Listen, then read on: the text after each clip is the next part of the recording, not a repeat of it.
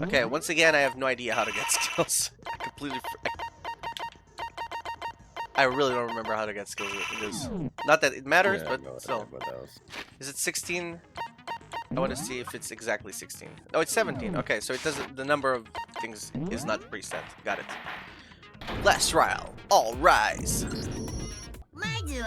Let's begin with a basic explanation of the class trial, so your votes will determine the results. If you can't figure out who done it, then only they will receive punishment. But if you pick the wrong one, then I'll punish everyone besides the blackened. And the one that deceived everyone else will graduate. Now then, to begin with, we already know who did it. Who's that? He was Hiro. He does not have an alibi for when the murders took place, and we found him in that suit. Don't try and deny it. You killed him. I didn't. Someone knocked me out. I was asleep the whole time. I didn't know anything about it. Shut your murdering mouth, murder. Who are you calling a murderer? I'm sorry to say, Hiro, but we do have evidence. Blueprints for the suit. Parts we assume were used to build it. And all of it was found in your room. You have to admit the evidence is quite compelling. It points to you as having created the suit and wearing it while committing crime after crime. How many times do I have to tell you? I don't know! Is Hiro really the killer? Or... Before anything else, we have to make that clear. It's time for the non-stop debate. Oh, and they're not adding a new thing today? Yasuhiro's message. Yasuhiro's message that refers to the piece of paper. Okay, let's see. Everything we found in your room. The blueprints to suit parts, they are all proof enough that you are the culprit. I don't know anything about that stuff. It's not true, it's a conspiracy! Hiro, why? Why did you kill them? No, just hold on a second. Okay, I think I know where to use it. If I remember right, Hiro's handwriting is... Yeah.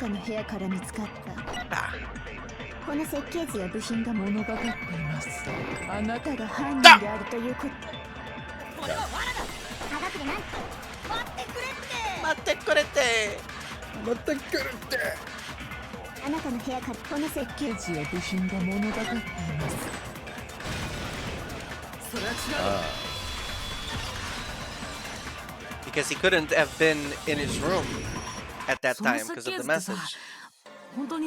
Oh wait, no, it's because the calligraphy changes. Are we sure Hiro really made those blueprints? What do you mean? Well, take a look at this. It's the note that Hiro wrote asking everyone to meet up after Alter Ego disappeared. The handwriting's obviously different, wouldn't you say? When you compare it to the blueprints, there's no way you could think the same person made both of them. Unless that person made it a point to disguise their handwriting. No, the differences are bigger than that, I think. Come on, I'm not smart enough to think of trying to change my handwriting anyway. Yeah, Enigma, he has good handwriting because he believes ghosts will appear if he doesn't have a good handwriting. So, Makoto, are you saying you don't think Hiro's the culprit? And he's not the only one. I think Hiro is innocent as well. What? Then who was in that Robo Justice suit? Is it like Hiro said?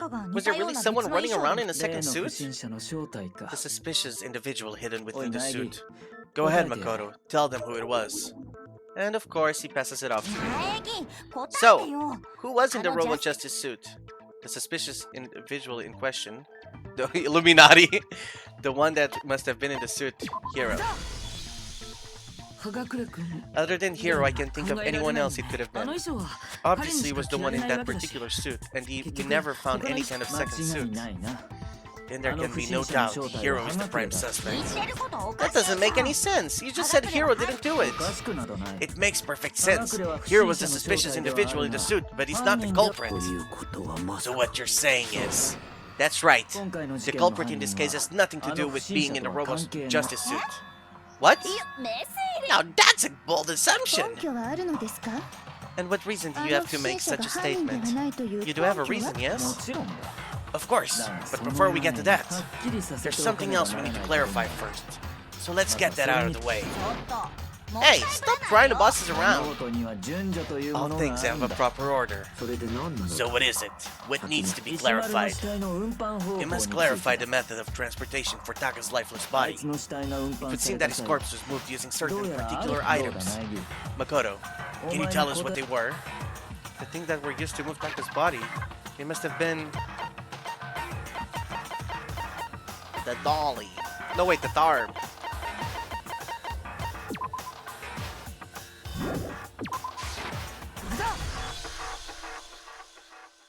There's still one more. Oh, okay.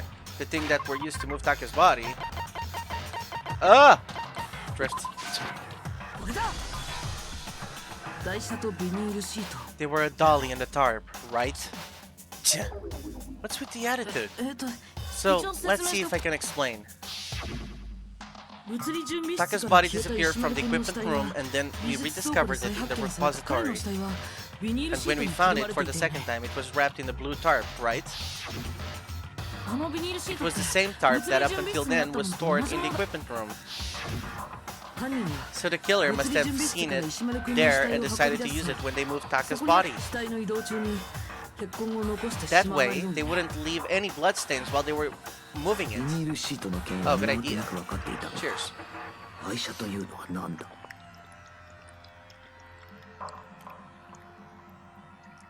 Good job getting first 4 hours in. Okay, that explains the Tharp and the dolly. Same thing. I'm sure the dolly was in the equipment room when we first found Taka's body there. But when the body disappeared, so did the dolly.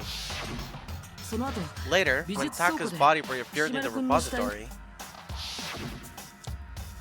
so did the dolly. In other words, you think they used the dolly to move the body, am I right? But are you sure you are not mistaken? Huh? Are you absolutely positive the dolly was in the equipment room when we found Taka's body? That dolly was made specifically for moving large objects between the repository and the art room. It would be very strange indeed to discover it had made its way to the equipment room. Is it not possible that it was in the repository all along and you simply didn't realize it? She's raised an objection. How do you respond? There is no shame in being wrong. Nobody expects much from you anyway. What the fuck, Celeste? That's so mean. We have all accepted the fact that you rarely understand what is going on around you. What the hell? That is so out of character for her. She's never talked to me like that before. Wow. I've never had anyone sound so nice while being so mean. But maybe I can change your mind. If I can just explain to them why the dolly must have been moved from the equipment room to the repository. A new element has been added to bullet time battles. What is bullet time battles? Is that the rhythm one? Let's talk about reloading. Starting with this next bullet time battle, we're gonna add one more ingredient to the recipe. On the bottom of the screen, underneath the tempo marker, you'll see your ammo count. Up until now, there really hasn't been a limit on how you destroy your opponent's statements. But from now on, just locking on and pressing the Y button won't be enough to handle them. Now, it will cost you 1 bullet to destroy a single remark. Once you run out of bullets, you can't destroy any more statements, no matter how locked on you are. However, you can reload by pressing the X button. Just like locking on, you'll have to press the X button in a time with the tempo marker.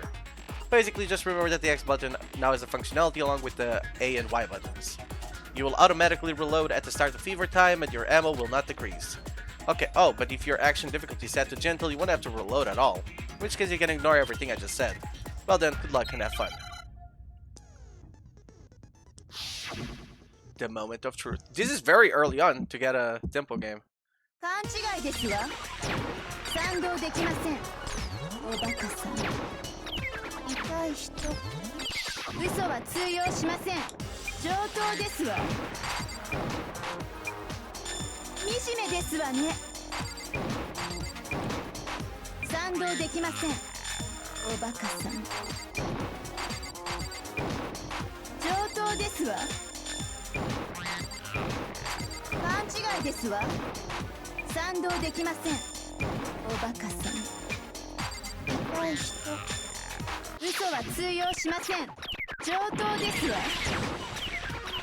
Uh-oh.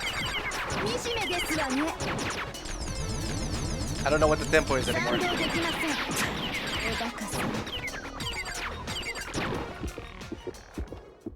Oh, phew, I still somehow did it. I have no idea what I even shot. I was completely out of it.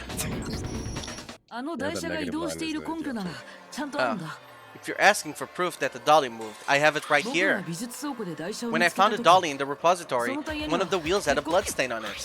There was a pool of blood in the equipment room with a tire mark in it that matched the dolly wheel's tread. The killer probably rolled the dolly through the blood on accident as they wheeled the body out of the room. And as the blood dried on the tire, they moved the body into the repository. So there's my proof that the dolly was used to move Taka's body. Jeez, does Celeste really hate me that much?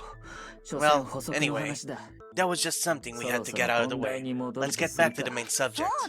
Yeah, the subject of how Robo Justice didn't do it, because if it's not a killer robot, then what kind of robot is it? I'm not sure that really matters. I'd be happy to explain why the occupant of the suit couldn't possibly be the killer. If you look back on how the body was transported, it will become immediately obvious. If I look at how the body was moved, it will clear why the person in the suit couldn't have done it.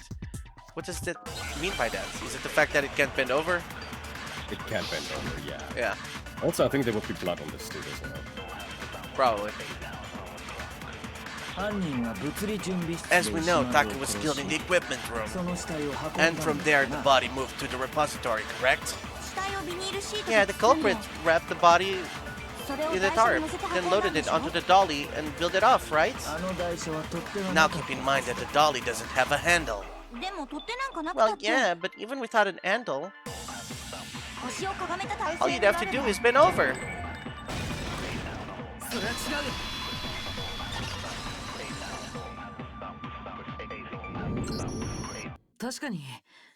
You're absolutely right that you could push a dolly without a handle if you stoop down low. But if you were wearing that suit, do you think you could actually get into a position like that? I bet the next thing is they're gonna question is like, okay, well, he could have just taken off the suit and then put it on the dolly and then put the suit back on. And I'm like, do you think you could actually get into a position like that? What do you mean? Think back to what you said when we were all checking out the suit together. Remember? I'm blind as a bat in here. Can't see my feet at all. I'm surprised you got anywhere in this thing. Leonard. I'm telling you, it wasn't me. And not to mention, you totally can't bend at the waist. Seems like a pretty obvious oversight. When you're in that suit, not only can you not see your feet, but you can't even bend at the waist. Am I right about that? Now that you mention it, yeah. It seems like it would be awfully hard to push that dolly if you couldn't bend over. Well, what's to stop you from simply pushing the dolly with your feet? When you can't even see your feet? You really think someone could kick the dolly all the way? Yeah, it'll be totally impossible. Not that I can say for sure myself. On top of that, if you were wearing such a rigid, cumbersome suit, it's very unlikely you would have the dexterity to go about wrapping the body in a tarp. Well, I mean, that's just a matter of taking off the suit when you're ready to move the body? There's absolutely no chance that the costume was taken off to move the body because you can't take it off by yourself. I don't think taking off the suit was an option, if you remember.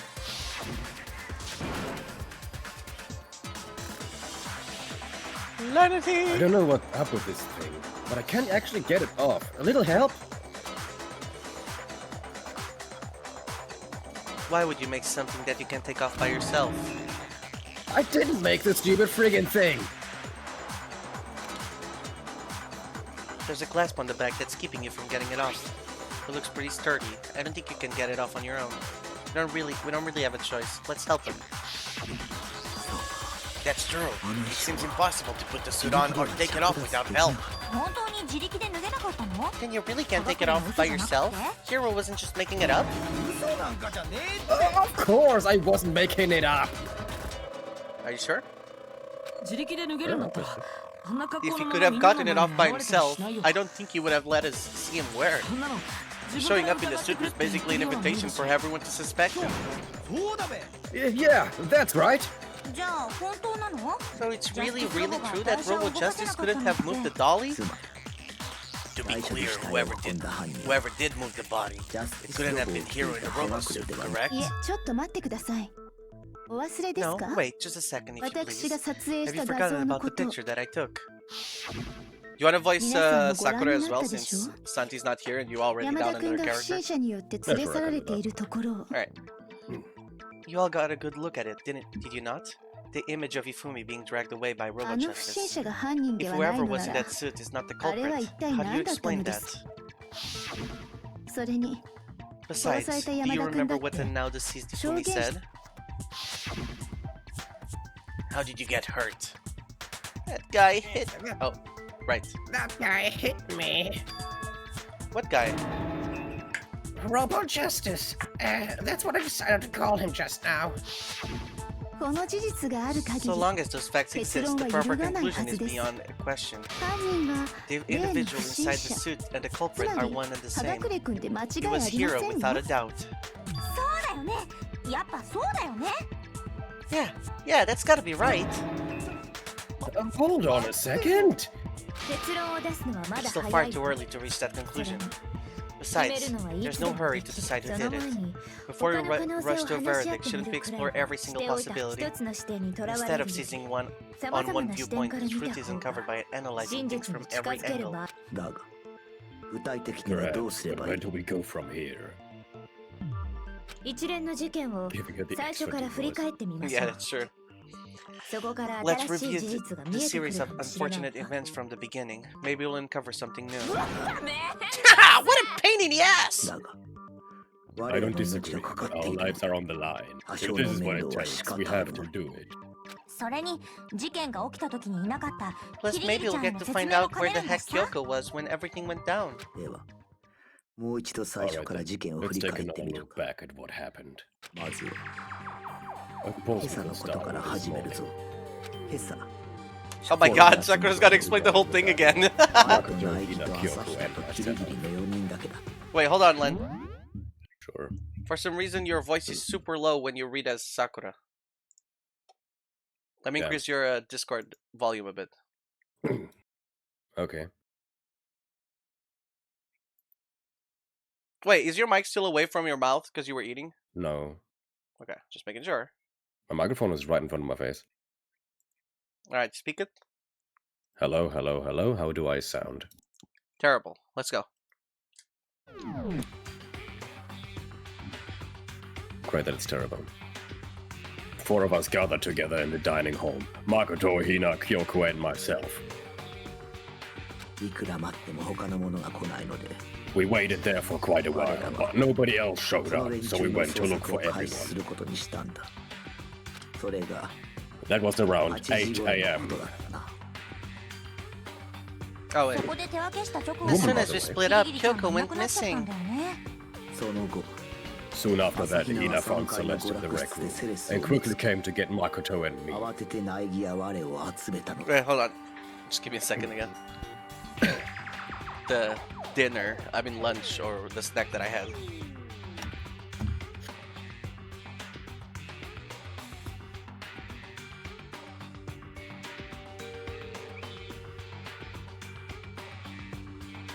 Enigma, you could have said earlier if I was too quiet or something.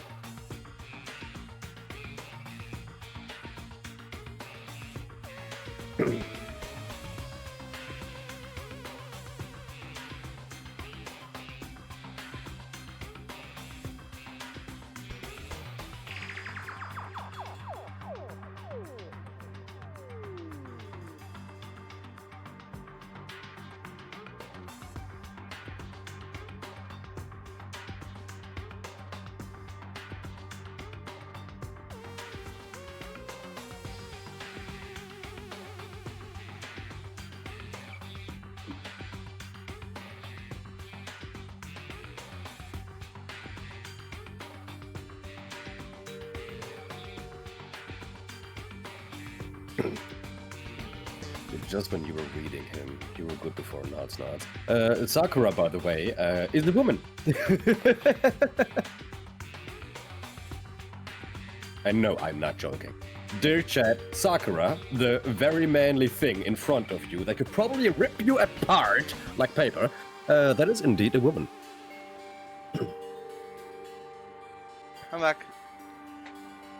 Welcome back. It seems it was unconscious for about an hour after I was attacked by my mysterious assailant. I know it was an hour because I remember being attacked a little after 7. You know, whenever I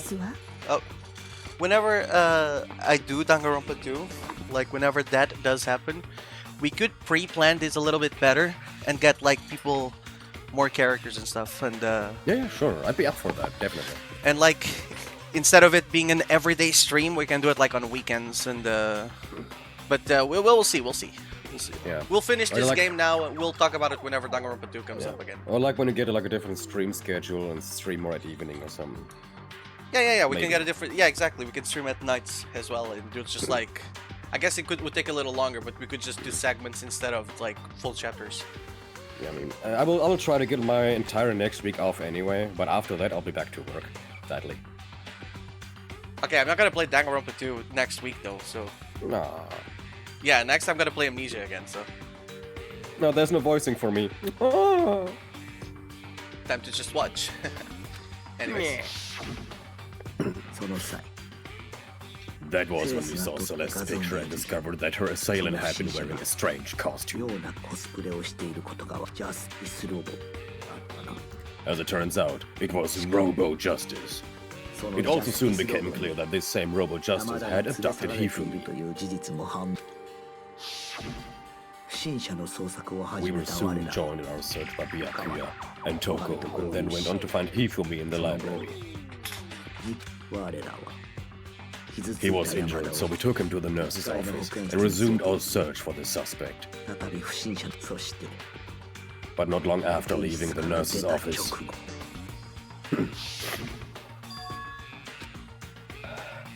What's wrong? I saw a shadow. Something moving around at the top of the stairs. When Celeste told us that, we decided to split up and search the second floor.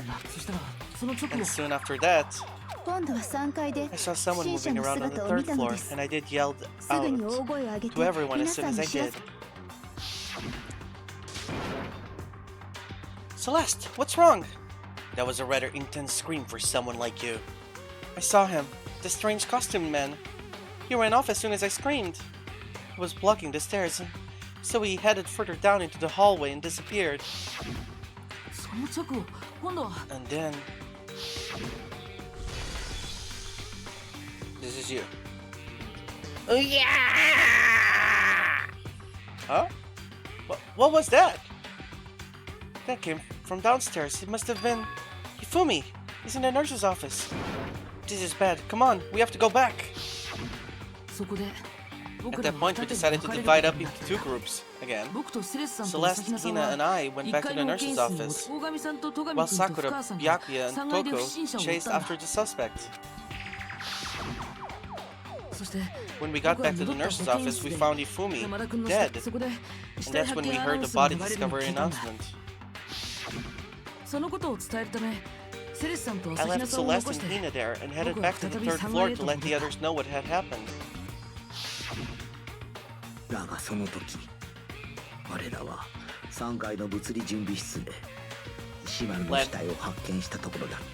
Meanwhile, we had just discovered Taka's body in the equipment room. We must have found both bodies at almost exactly the same time. I sometimes forget to unmute because I still cough. It's okay. Because we heard the same announcement not long after we discovered his body. Fuck. And that's when I told you guys about Hifumi. Then the 3 of us headed to the nurse's office. But right after we left the physics lab, we ran into Celeste, who had arrived after us, and she told us something very surprising. Hifumi's body has disappeared. We rushed back to the nurse's office and saw that she was right. Then we remembered that we'd left Toko passed out in the equipment room, so we hurried back again. This can't be happening.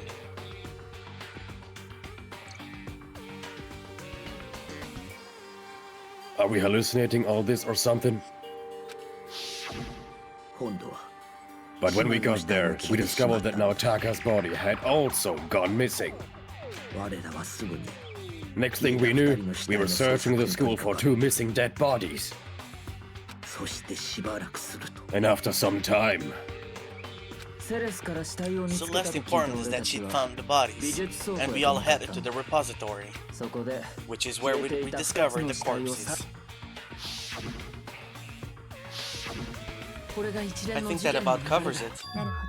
I see. The whole thing sounds exceptionally complicated. It certainly seems that these are not a simple series of connected events. Okay, well, if that's true, then what? Rather than a single series of events, I think we have to consider each murder a separate situation. And from there we can uncover the contradictions surrounding all of them. Now then, let's get started, beginning with what happened to Taka. The contradictions hidden in what happened to Taka. In order to uncover the truth of this case, I have to find them no matter what.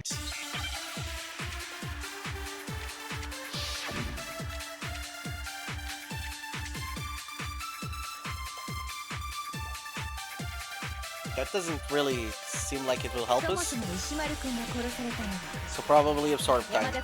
So regarding Taka's death, I wonder if he died before Ifumi, or perhaps it was after.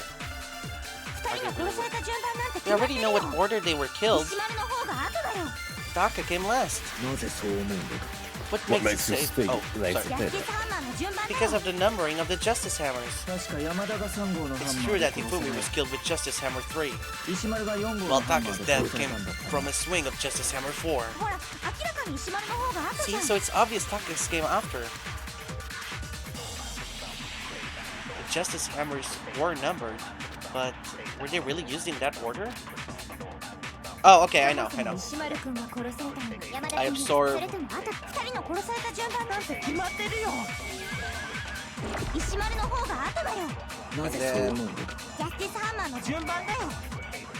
Ah, fuck! Oops.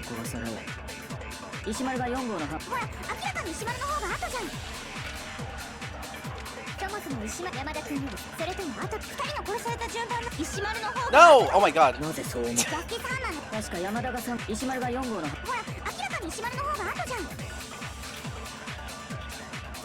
I am failing elegantly. Oh my god, that's for a second I missed again.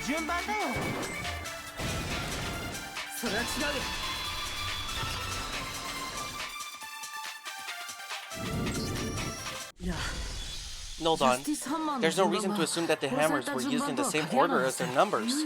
If anything, that's just another way the killer tried to disguise their actions. So you're saying the culprit wanted us to think the hammers were used in order, but in reality, Taka was killed before Ifumi?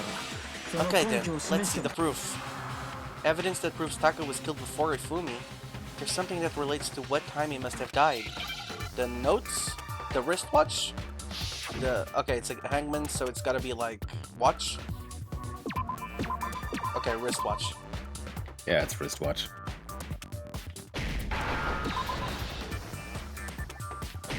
W. We need a second W. Yeah, I know, but That's they have to go in order. Oh. You see the selected square? That's the letter I gotta go for. Oh, I thought you could go random. Yeah, I didn't know that.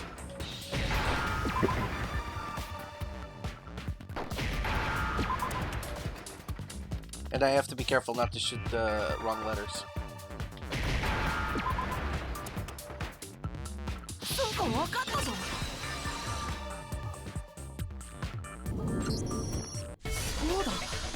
I've got it! Taka's wristwatch! See? Look how it broke the hands pointing just past 6 o'clock. It must have gotten broken when he was attacked by the killer, because as of last night... Hey you! How long were you gonna keep us waiting? Taka's irritated voice pierced the air as he stared pointedly at his wristwatch. It's almost 10 o'clock. You know what, that? You know that? Bedtime for all the little boys and girls. It's the third time we get this. So it wasn't broken after 6 last night. Then he must have been attacked during around 6 this morning. And that would mean his official time of death.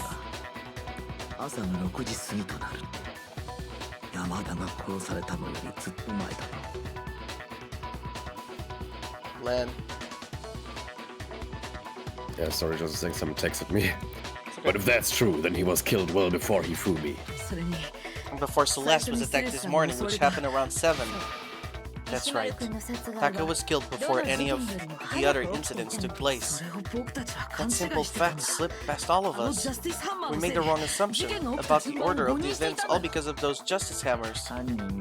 That's exactly why the culprit wrote the number on each hammer and had them increase in size. That way, when we saw how they were used in each incident, we'd easily make that wrong assumption. Now, if Taka was killed around 6, then everyone's alibis for his murder go out the window. Because when he was killed, we hadn't met up in the dining hall yet. That may be true in the case of Taka's work. We're yawning. But all of our alibis still hold true for Hifumi's death. That's right. With him at least, we're all safe.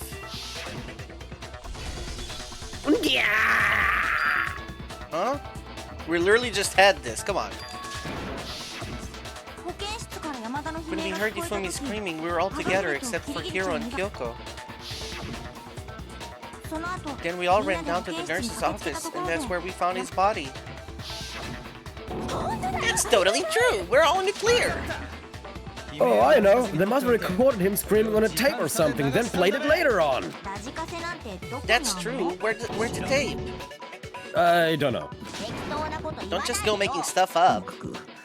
Anyway, we all have rock-solid alibis from when we heard Hifumi scream. Since all of us were there together, clearly none of us could have killed him. And it does not stop there. There was also the moment when we discovered his body had disappeared. When his body vanished from the nurse's office, Nin and I were in the bathroom together while everyone else was in the equipment room, correct? And then there's the disappearance of Taka's body from the equipment room. At that time, we all gathered together in the nurse's office because of Hifumi going missing. Well, don't forget, I was passed out in the equipment room the whole time. Wait, then what if Genocide Jill did it? She could have dragged Taka's body out of there right then. Even if she could pull that off, there was no way she could have done the same with Hifumi's body. Because as we all just established, she was passed out in the equipment room when his body disappeared. Besides, I didn't do it, either of them anyway. In other words, it's impossible that any of us could have killed Hifumi or moved either of their bodies. On the other hand, Hiro and Kyoko had disappeared, so they most certainly could have done those things. So what now, Kyoko? For now, we can't get fixated on who did it, or we'll just keep going around in circles. So instead of who, I propose we start talking about how. In particular, I think we need to figure out how Hifumi's body got moved. That's true. We searched everywhere, but we couldn't figure out how to explain his body disappearing. And according to what Celeste said, we could not have been gone for more than a minute or two, though. So then the killer was able to get in and move Hifumi's body in that short amount of time? It would seem so. His body apparently disappeared in the 1 minute her and Ina took their eyes off of it. So to carry that much weight from the first floor up to the third, in that short amount of time... Oh man, yeah, there's no way it'd be impossible. Well, what if I told you there was a way to make the impossible possible? What? How? If the dead body were to move itself. Huh? The dead body moved on its own? No, not another ghost! I don't think it has anything to do with the occult. I think what she was implying is, we thought Hifumi was dead, but perhaps in reality he was still alive. He was alive? Are you saying Hifumi wasn't carried out of the nurse's office but simply walked out on his own? But I mean, we found his body. He was dead. Perhaps he was simply playing dead. That it is impossible. The idea that Hifumi was still alive. Is it really possible? Oh my god, okay.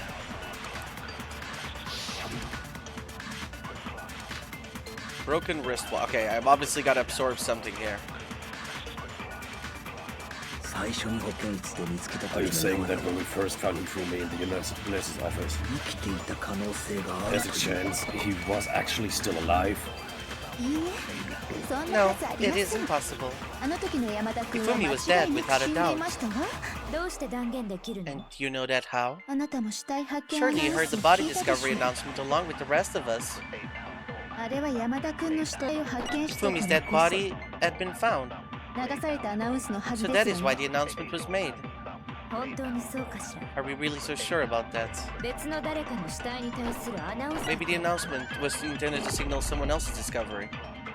I'm sure the body discovery announcement was only made once, but Ifumi and Taka's body was discovered at almost exactly the same time. Something that doesn't make sense also is that there was the second announcement, right? Which obviously is for when Ifumi actually died. But then he was still alive for like a little bit, and he still spoke for a little bit. Yeah. Was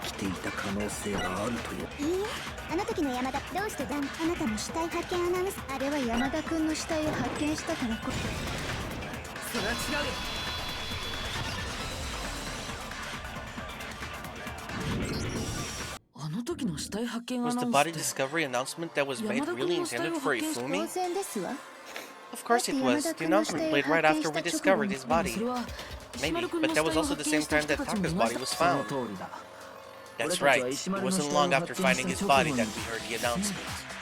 So there's a good chance we've made a mistake in there somewhere. I think we've confused whether the announcement was for Ifumi or Taka.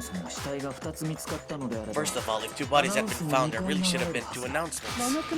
Maybe Monokuma simply got lazy and rolled them together into one. What do you say, Monokuma? Any comment? Well, it's a very sensitive issue, so I can't go into too much detail. But what I can say about the body discovery announcement is that it's only broadcast when 3 or more people find a dead body for the first time. That didn't answer our question, man. We're asking if you're a lazy bum. No, actually, that was plenty. Huh? You said it only broadcasts when a body is discovered for the first time. Which means, even if you find the same body again later, he won't make the announcement again. If that's true, then why was the announcement made again later on? Huh? Later on? Exactly. We heard the body discovery announcement twice. The second body discovery announcement. The first time it played was when we found each body in the nurse's office and the equipment room. And the second time was when both bodies were rediscovered. We heard it the second time in the repository when we discovered the two bodies. Ding dong bing bong. Body has been discovered. After a certain amount of time, which you may use however you like, the class trial will begin. It didn't seem weird at the time, but it contradicts what Monokuma just told us, doesn't it? Exactly. If we were actually rediscovering both bodies, the announcement shouldn't have played. Then in reality, the two dead bodies were discovered. One of them was actually being discovered for the first time. Oh, that reminds me. So, when we found Hifumi the first time in the nurse's office, he wasn't actually dead yet. Meaning he wasn't actually found dead until we came upon him in the repository. That's just part of it. There's one other thing that leads me to believe he was still alive in the nurse's office. Oh, I know. Because he was super good at playing dead. Bada bing, bada boom. This is the worst logic I've ever heard. But honestly, I do not think there's anything that can prove he was still alive. Okay then, let's take another look at the events surrounding the discovery of his body. Then it should become clear whether he was really alive or not. This whole thing is pointless. There has to be proof that shows Ifumi was still alive. I have to find it and show it to everyone.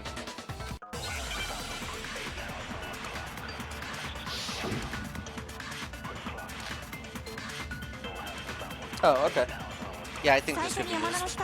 Well, there's one thing we do know. The first time we found Ifumi's body was in the nurse's office. And then while me and Celeste were in the bathroom, his body disappeared. And then next time we saw his body, it was in the repository. But when you compare his body before being moved to his body after being moved,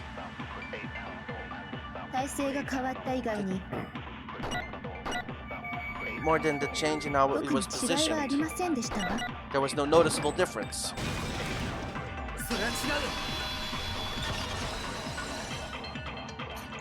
That was the last second hit, damn. Yeah, I know. In fact, there was one clear difference between Ifumi in the nurse's office and the repository. His glasses. That fact alone proves that he was only playing dead in the beginning. Perhaps you'd like to fill the rest of us in? When we found Ifumi in the nurse's office, his glasses were covered with blood. But when we found him again later in the repository, they were spotless. And I found the item he used to wipe them clean in the nurse's office trash can. The evidence I found in the trash can was the handkerchief. Yeah, this. It was a glasses cleaning cloth featuring a certain cartoon mascot. One look at the bloodstain on the cloth should make things clear. This piece of cloth was used to wipe Ifumi's glasses clean. And the mascot on the cloth is the same one that's on the digital camera, right? And whose digital camera was it? Ifumi's, of course. The character was Princess Pickles from Demon Angel Pretty Pudgy Princess, I think. I highly doubt anyone but Ifumi would have brought something like this to the school. I see your point. The only people here who wear glasses are. I wouldn't be caught dead using a tacky piece of garbage like that. 50 tissues is all I need to keep my glasses clean. Then there's no question. It belonged to Ifumi. So what you're saying is, what exactly? What I'm saying is, the blood on his glasses was wiped away using his own glasses cleaning cloth. Even if that's true, it does not mean he wiped the blood off himself. But who would benefit from a clean pair of glasses other than the glasses owner? That's a good point. Then it must have been him, right? So let's assume that Ifumi was still alive in the nurse's office. He pretends to be dead, then when he's alone, he wipes his glasses clean so he can see. Then he stands up and walks out on his own 2 feet. And with that, the impossible task of moving his copious corpse becomes possible, wouldn't you say? But then if he was just pretending to be dead, what was with all that blood? Was it paint or something? The fridge in the nurse's office contains packs of blood for emergencies. He probably used one of those. He figured if he was gonna play dead, he should just go all out. So he just dumped it everywhere. But he got crazy with it and had to wipe his glasses off when he was done. God, what an idiot! And if Ifumi was still alive at that point, the disappearance of Taka's body is easily explained. It should be perfectly obvious who must have moved Taka's corpse. The one who moved Taka's corpse was Ifumi. It could only have been Ifumi. While we were all gathered in the nurse's office, he went to the equipment room and took Taka's body. And that also explains how the door to the repository got locked. The door was locked? Well, after the bodies disappeared, we all went looking for him, right? So me and Sakura headed for the repository. But when we got there, the door was locked. And the repository door can only be locked from the inside. Which means when Hina and Sakura got to the repository, someone was already inside. And it could have been Ifumi, who had just finished stashing Taka's body there. It convinced us all he was dead. And when he saw his chance, he dragged Taka's body to the repository. So Ifumi was just another victim in this case. He was one of the assailants. But that means he took part in the murders. I just can't believe it. If you're having trouble, would you like me to show you one more piece of evidence? There's more? Oh, absolutely. The single biggest fact pointing to his involvement is yet to be revealed. You know what I'm talking about, right, Makoto? The item he took off of Taka's lifeless body? The thing that Ifumi stole from Taka, could it be the note?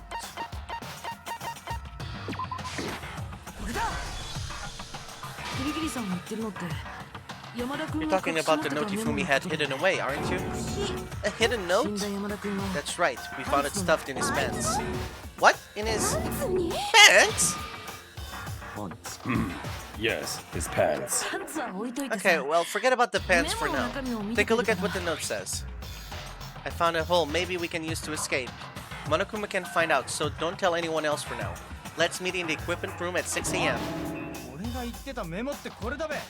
Ah, that's the note I was telling you about, the one that told me where to go. Huh? Wait, this one's a little different. In my note it said, Monokuma can't find out, so don't tell anyone else for now. Let's meet in the rec room at 1 AM. I see. Then this note isn't the same one Hiro got. It's not the same? In other words, the killer got in touch with another person besides Hiro. And that person could have only been me, Ifumi's pants!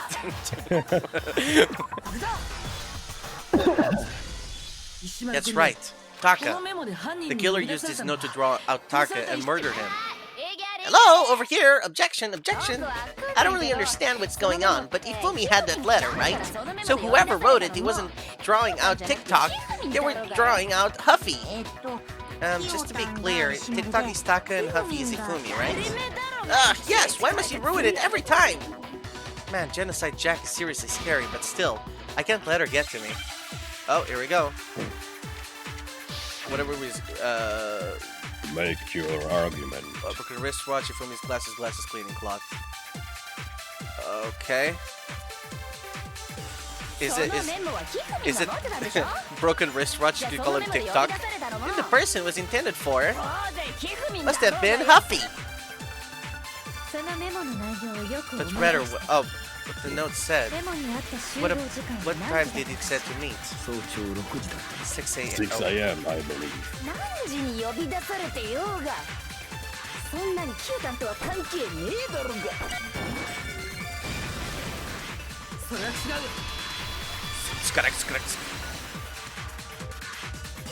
Enigma, that's what their faces are like whenever they're talking. They're like...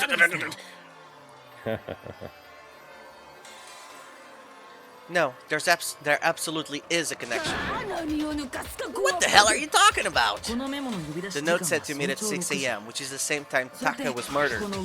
We've already proven that using his wristwatch. But there's more. Look, where the note says to meet. The equipment room, right? Which is where Taka was killed, I see. So Taka was murdered at both the time and place written in the note.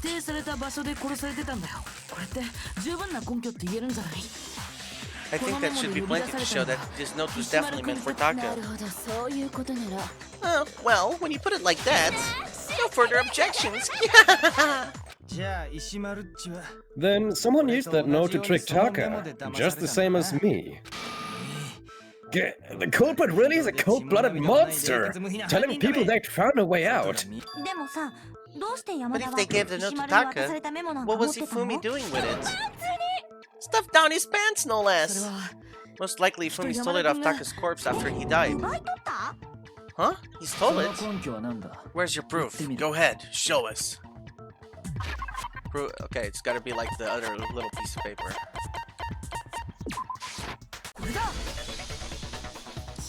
When I searched Taka's body, I saw that his lifeless hand was gripping a small scrap of paper. If I'm right about this, the sheet of paper this piece came from is... I knew it! It fits perfectly with the note we found hidden on Ifumi. And Taka's scrap on Ifumi's note... Yep, they're from the same piece of paper. Ifumi had a note meant for Taka, while Taka's corpse still grasped a small piece of that note. There's only one way to explain it. Taka died clutching the note. Ifumi tried to free the note from his death grip, leaving behind only one small scrap. Did I get all that right? That means Ifumi knew the note was important. Exactly, which proves that he was an accomplice in the murder. Whoa. Yeah, after seeing all this, Ifumi was super involved in this whole thing for sure. In fact, he was behind the whole thing. In fact, he's still alive. Sorry, no. When we found him in the repository, Ifumi was truly and completely dead. The second body discovered announcement proves that. So then, who killed Ifumi? Whoever did is the... Oh, the true killer. He was killed in the repository, so he must have been killed not long after transporting Taka's body. So he must have been killed after Taka's body vanished, but before we found both bodies in the repository. During that time, we'd all split up and were searching for Taka's missing body. In other words, during that time, none of us have alibis. Wait, but me and Sakura were together. Stop trying to steal the spotlight, you stupid walrus! Who are you calling a walrus? Suka! Anyway, when they were killed bothers me too. But there's something that's been bothering me even more. And what might that be? The weapon they used to kill Hifumi. The weapon. Yeah, cause I mean, according to the Monokuma file, the way Taka and Hifumi were killed was almost the same, with them having a similar fractures and all. But Justice Hammer 3 and 4 were still laying around the nurse's office and equipment room, right? So if Hifumi was killed in the repository, the culprit would have had to grab one of the hammers to kill Hifumi. Ah, that's the hammer we found that was cleaned. Then put the hammer back where they found it. But wouldn't that be seriously risky for him? I'm surprised. It seems there's some semblance of brain knocking around that skull of yours after all. Hell yeah, it's packed in there good and tight!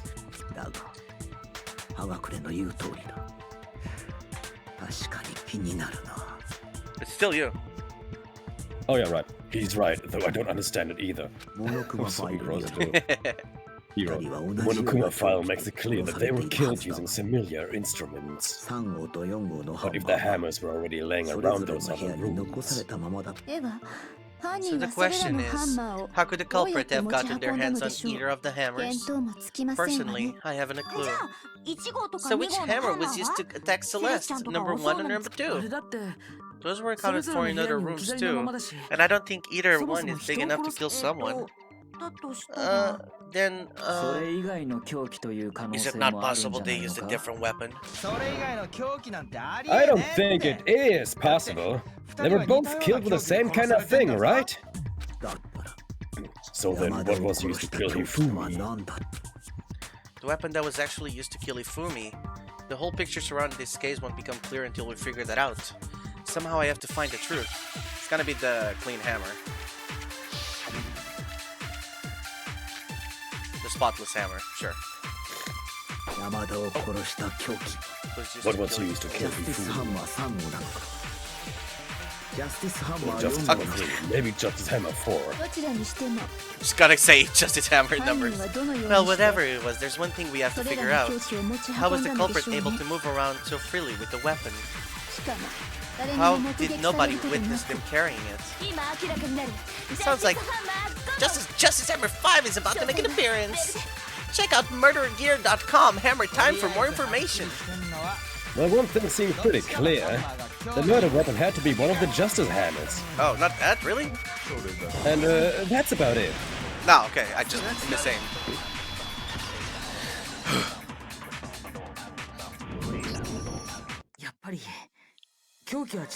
The murder weapon wasn't a Justice Hammer at all. No, it was something completely different. But seriously? A different weapon? Specifically, a hammer from the repository. The killer could have easily used that to kill Hifumi. Now all the hammers in the repository were covered in flecks of grit and debris, but for some reason one of them had been scrubbed clean. Huh? And the reason it had been scrubbed clean was most likely because it was used to commit a murder.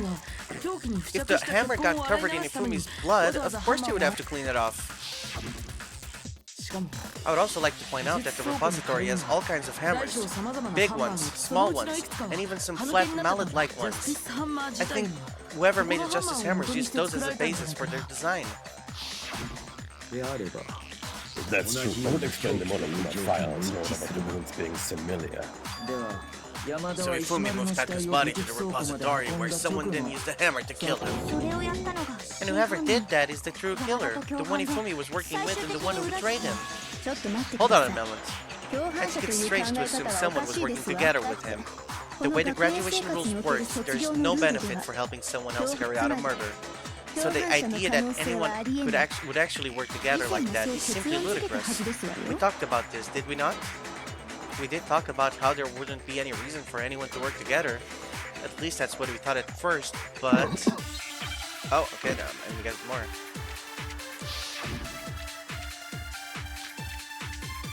Spotless hammer. Okay, well, we're gonna have to absorb something. Based on the rules that have been laid out for us, even if more than one person is complicit in the murder, only the one who actually carried out the act can graduate and survive. Assuming the rule holds true, it's simply impossible for two people to work together on this. That is how the rule was explained to us. But that only really applies. Oh, that's Kyoko. Is this... Okay, I absorbed this one and use it on impossible. Can you really say there's no chance two people work together on this? Oh, I meant to speed up. No, slow down.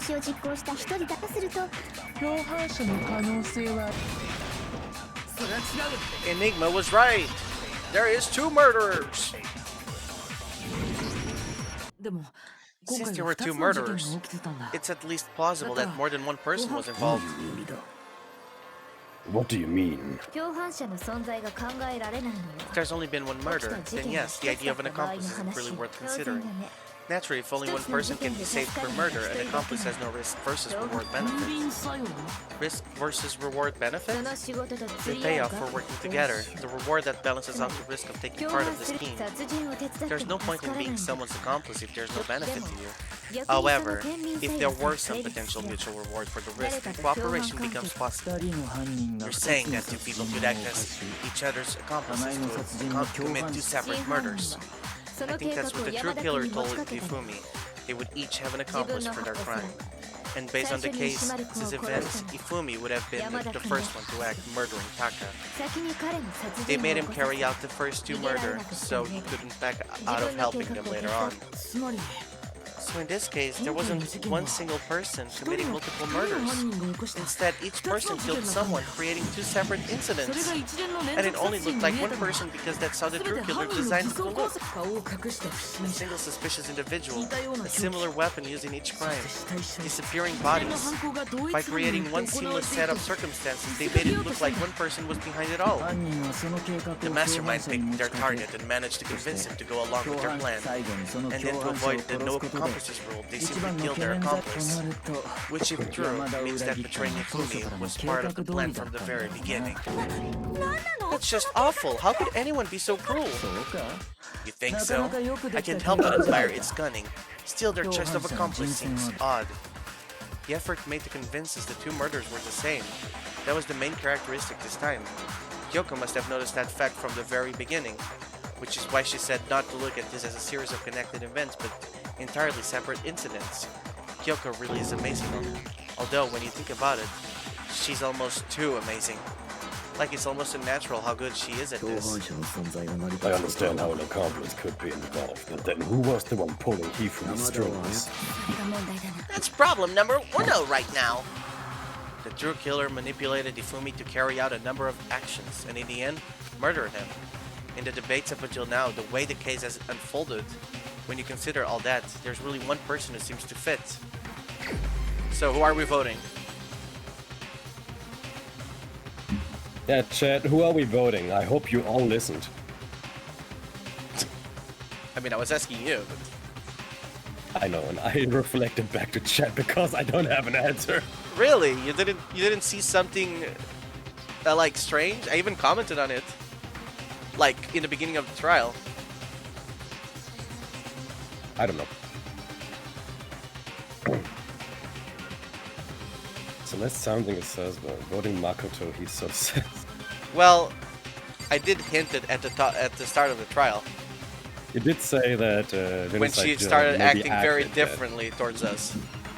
Also, if you try to think about it, she's been the one that derails the trial the whole time. Celeste? Yeah.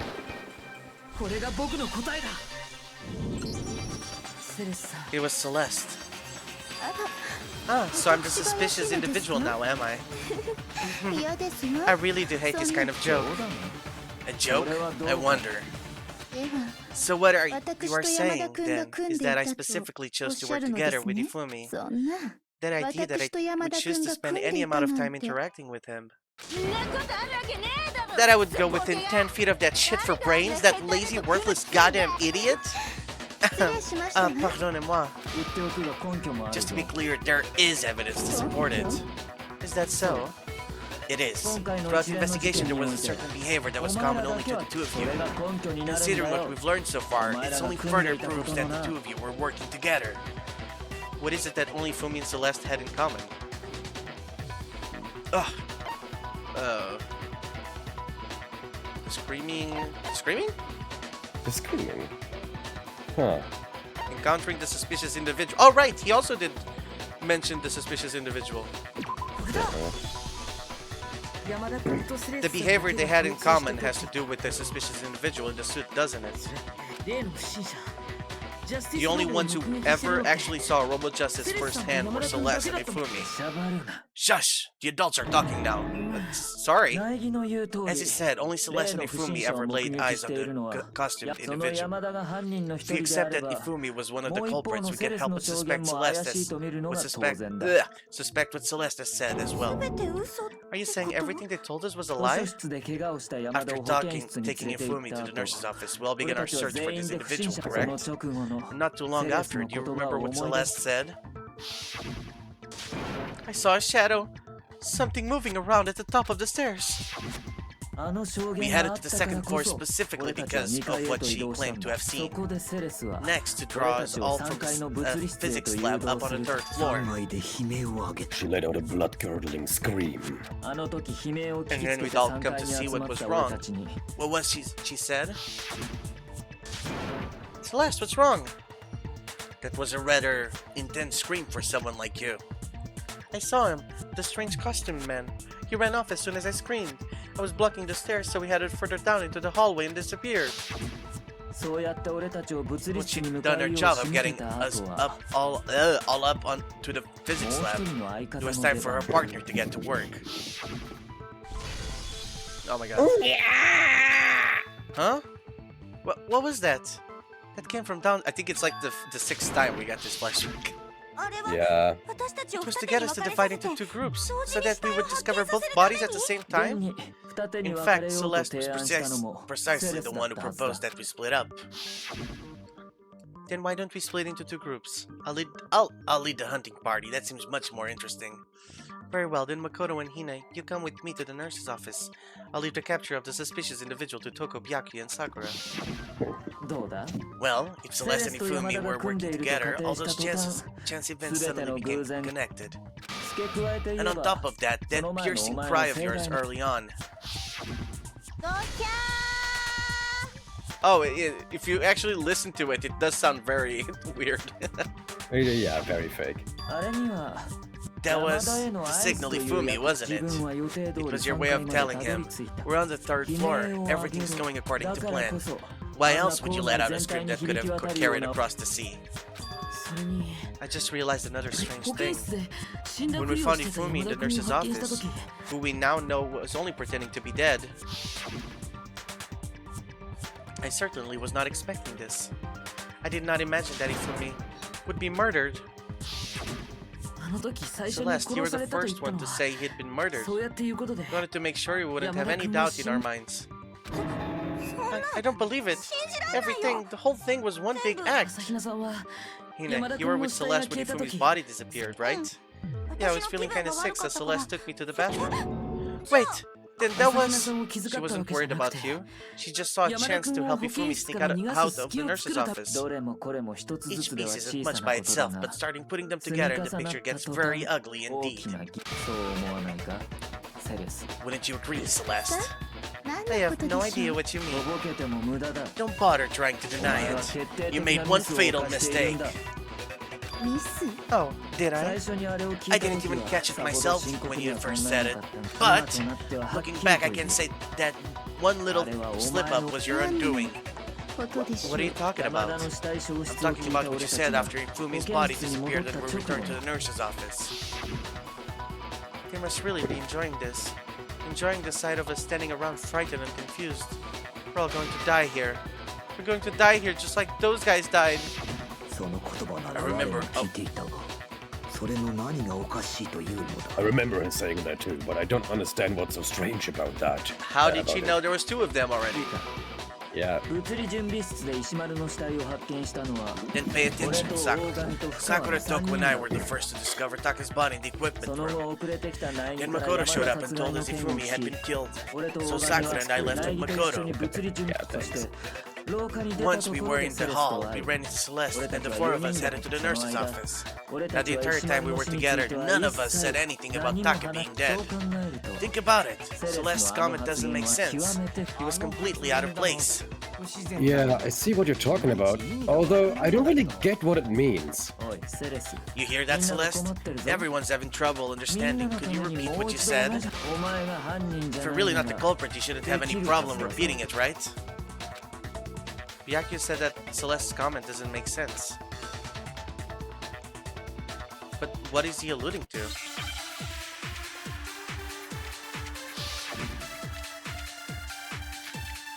Oh, okay, it's definitely not Monokuma file. All I said was, they must really be enjoying this. Enjoying the sight of us standing around and frightened and confused. They must be positively elated. We are all going to die here. You are making this very slow. We are going to die just like those guys died. And that's all I said. All that takes to finish this, it's obvious, isn't it? What was so strange about Celeste's comment? When she said that, she should only have known about Ifumi's death. With that in mind, what's so strange about what she said is...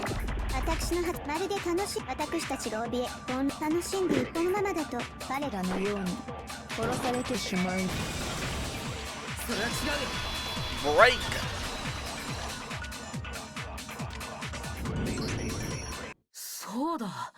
That's right. There's no reason Celeste should have said just like those guys died. When she said that, none of us had told her Taka was dead. Exactly. And we didn't run into her until after we were all out in the hall. So there was never any chance for her to have seen his body in the equipment room for herself.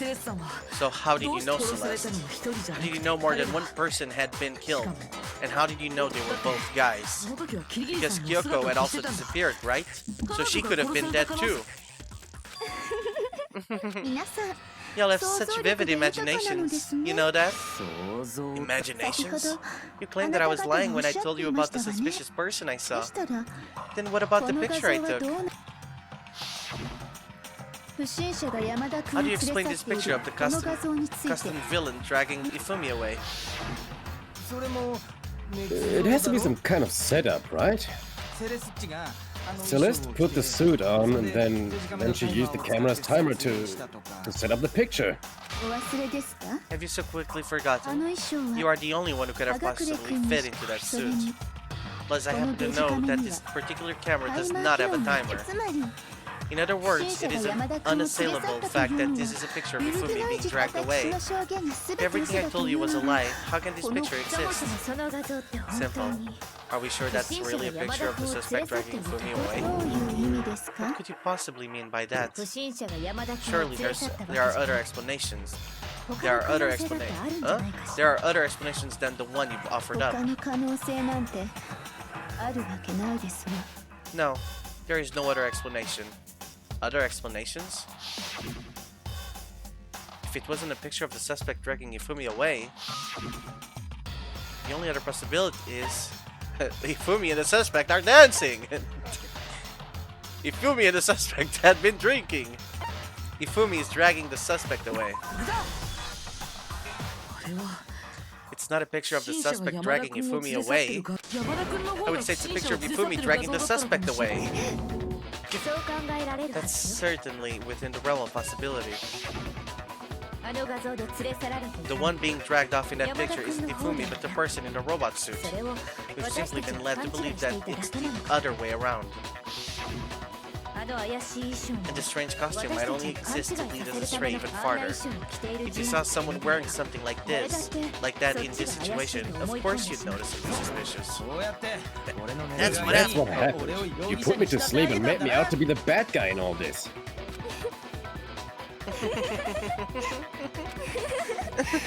Such a thing is utterly impossible. Ifumi was dragging him away?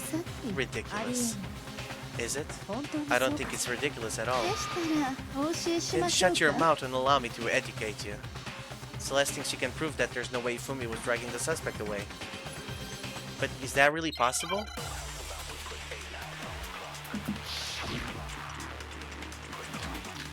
Robo Justice costume, Yasuhiro's message, Robo Justice blueprints. Oh, it's gotta be something with the robots. Have we reached the end game? Oh, You dressed me up in that suit after all. Then you just dragged me across Hifumi and had him carry me my way. You tried to make me look like the bad guy. Like I said, ridiculous. As you can see in that picture, the suspect is standing perfectly upright. Oh, the person inside the suit was okay. Oh, here.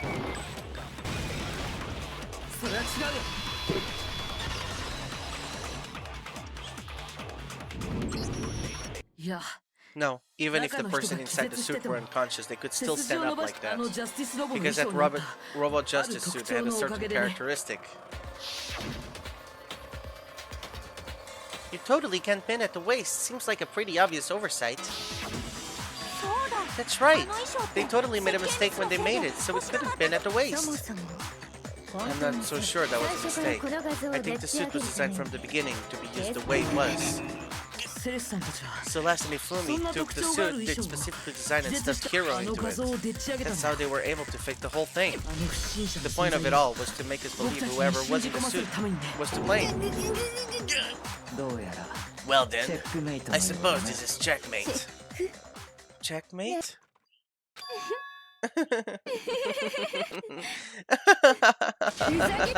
Don't make me laugh, you idiot! What do you mean, checkmate? Celeste? Oh, damn, she's angry. Clearly, you want to cram me into your little guilty box. Well, there's one little problem. Have you already forgot what Ifumi told us as he lay dying? Hey, Ifumi, who was it? Who attacked you? Who tried to kill you?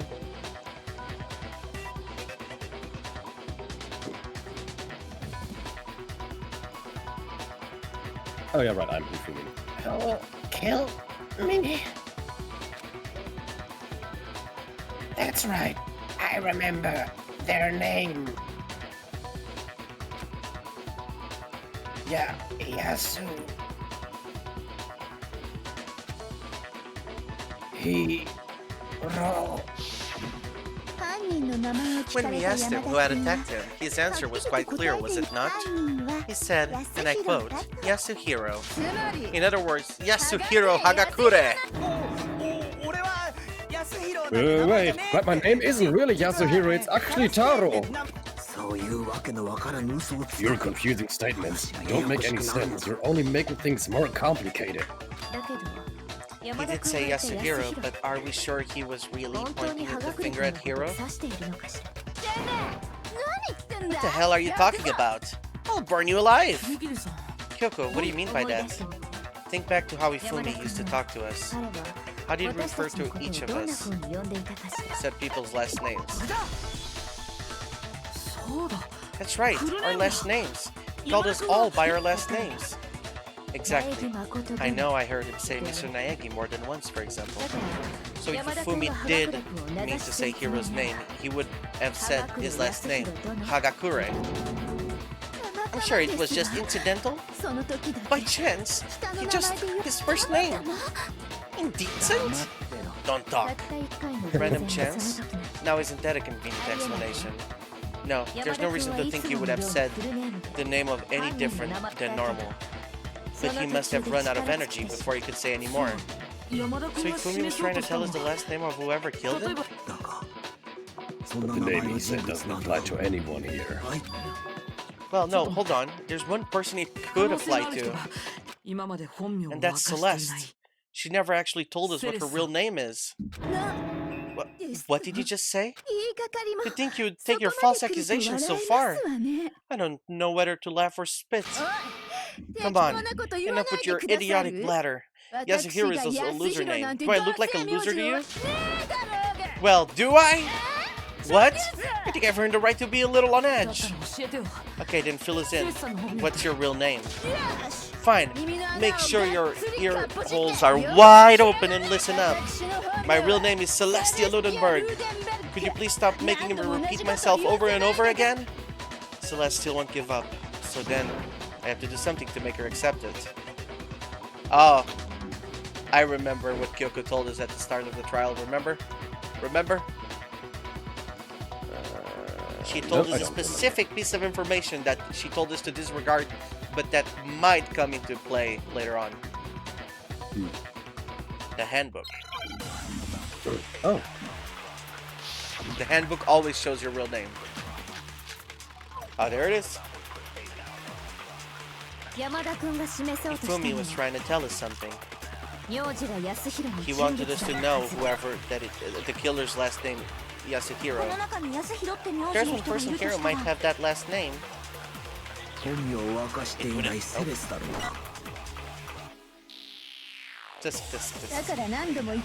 How many times do I have to tell you? My name is Celestia Ludenberg, goddammit! How long do you plan to go on pretending? I'm not pretending. It's the truth. And since you have no way to contradict me...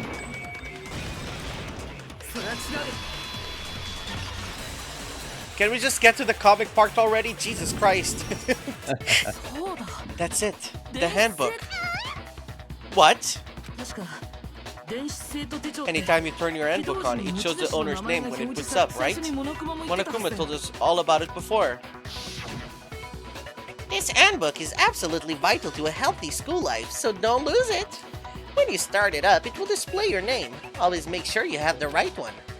Now, this is not your everyday notebook. It has so many more uses than that. So all we have to do is check our handbook, and that will clear everything. That's how we can find out Celeste's real name. That's an invasion of privacy. I refuse to cooperate. Celeste, can you please just tell us what really happened? Please, just tell us. Even when I'm put in check, it's just my nature to not give up. Because... Until the game's over, you never know what might happen. Fine then, let me settle it. Let me go over the case again from the beginning and shed light on all of your crimes. And that'll bring everything to an end. Okay?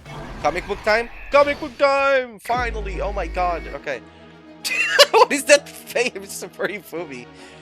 Okay, so, Killer and Ifumi are in his room planning things. Okay, this is from the previous case. Justice Hammer, Yasuhiro, time, back.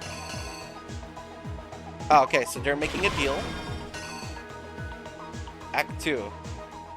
Ifumi, Yasuhiro. Ah, okay, so at 1 a.m. Ifumi and Yasuhiro and the killer arrive here. Yasuhiro is tired or something. They put the suit on Yasuhiro. Yeah, picture. And then they take a picture of Ifumi dragging it away. Act 3. Taka's waiting. Oh wait. This is 6. Like it's past 6. Looking at his watch, Ifumi shows up with the hammer, kills Taka. Taka notices and puts his arm in front of it, I suppose. Ifumi laughs. Wait, I need to... So it would be Justice Hammer 4. Wait, is this already the tarping it up? No, because he leaves the body there first. He doesn't tarp it up right away. That's later on. There's a backpack here, but I don't see how that's related to anything.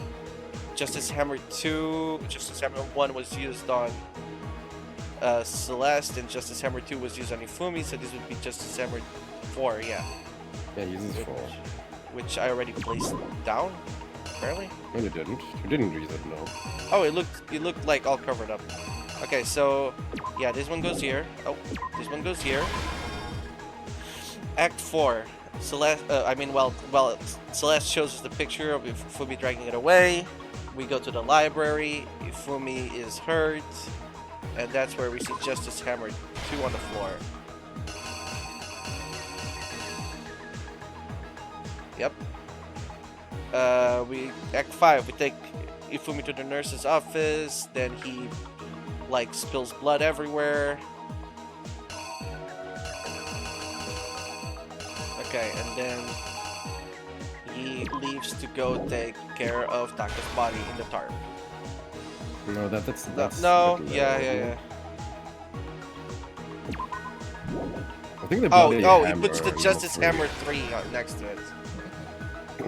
And then we all arrive at Ifumi and Taka dying at the same time. Act 6. Ifumi gets up, wraps Taka's body in the tarp, pushes it around, and then undoes it in the repository. Being happy for doing what Celeste said, Celeste hits Ifumi with the clean mallet. That should be it? Yeah. Before anything, the killer persuaded someone to help carry out the murder, and that person was Ifumi. With an accomplice, the killer was able to execute a number of otherwise impossible schemes.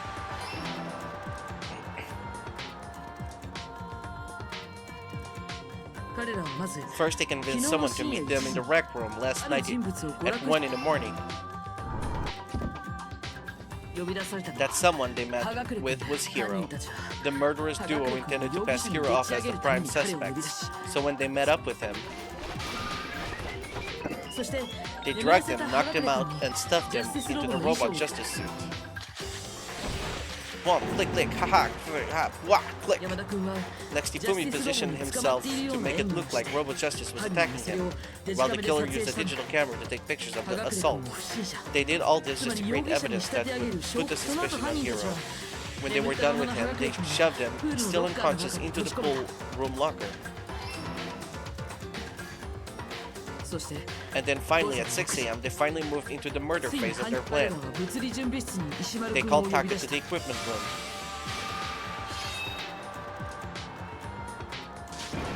Ha! Slam!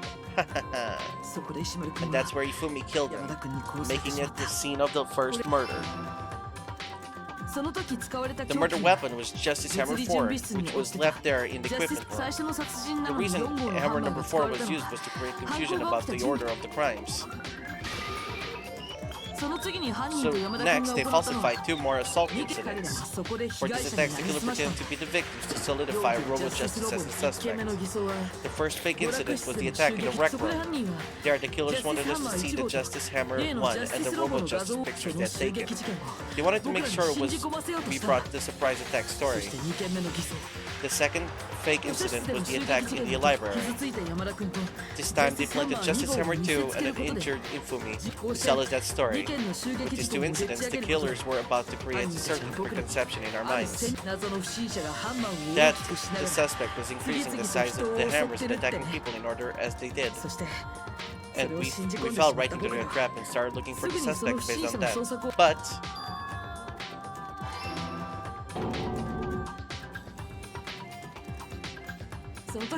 while we did that, we left Ifumi alone in the nurse's office. This was exactly what Ifumi was hoping for. He took a blood packet from the refrigerator, Justice Hammer 3, and then turned the room into a crime scene in which he himself had apparently been brutally murdered.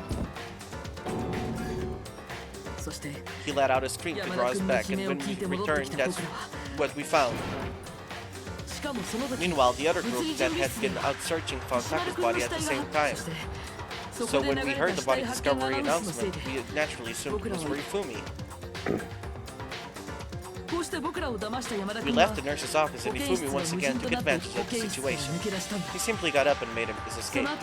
When we learned his body had disappeared, we all rushed back to the nurse's office. And once again, Ifumi had the chance he was waiting for. This time, he snuck into the equipment room.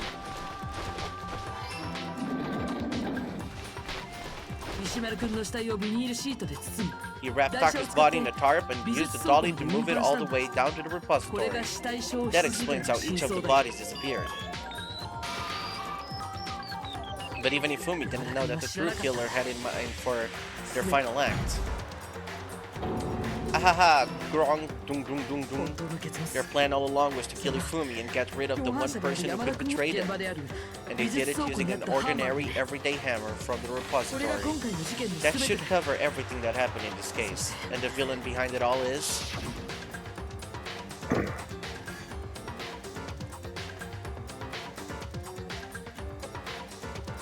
Are they kissing?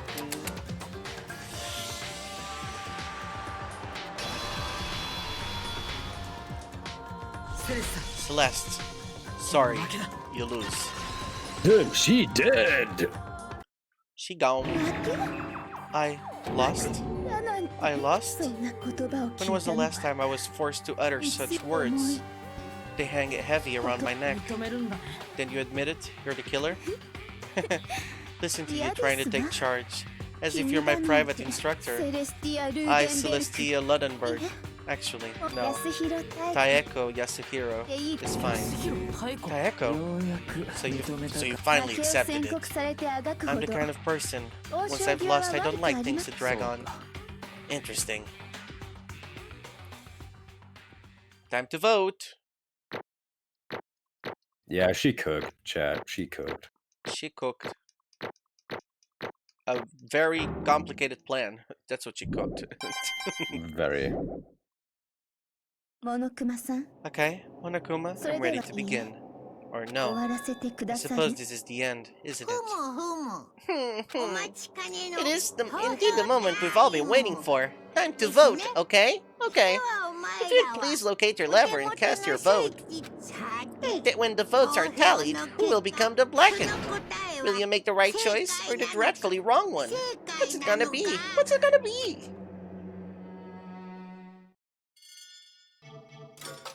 Who is found guilty? Monokuma. Vote. Who's that Pokemon? It's Celeste! It's actually Taeko. Taeko? Taco. Taco. Warito Taco. It's basically a formality at this point, but once again, you're totally correct. The blackened this time, the true killer who devised the whole stinking scheme was... Celestia Ludenberg. Or more precisely, Taeko Yasuhiro. I lost. Well, that sucks. I guess trying to work with someone else was a mistake after all. Ifumi's ineptitude was beyond all my calculations. So you really did approach Ifumi with this plan? But how did you get him to agree? I can't imagine he would happily agree to commit murder. I'm sure she relied on her specialty, lying. My specialty? Don't make me laugh. I didn't have to lie to get him to agree. Then why did you use, you know? I knew you'd figure it out, Kyoko. You're absolutely right. To get Ifumi to act as my accomplice, I used her. For everyone who's still left, I'll avoid mentioning it by name, but it was the one thing Ifumi and Taka were both super into. Does she mean... Is she talking about alter ego? What? What? What are you talking about? Don't interrupt. We're in the middle of a very important conversation here. I'm totally out of the loop as usual. How sad. Then you're the one who stole it? That's right. And you used it to drag Ifumi into the plan you'd come up with. Right again. Last night, after we had our meeting about how it disappeared, I paid Ifumi a little visit. Oh, you get to voice act him a little bit more. What are you doing here?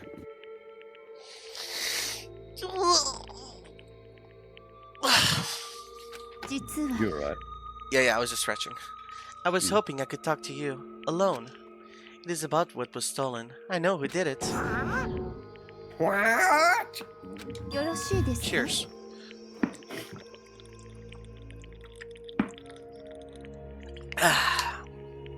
It was Taka. He stole it. What? What?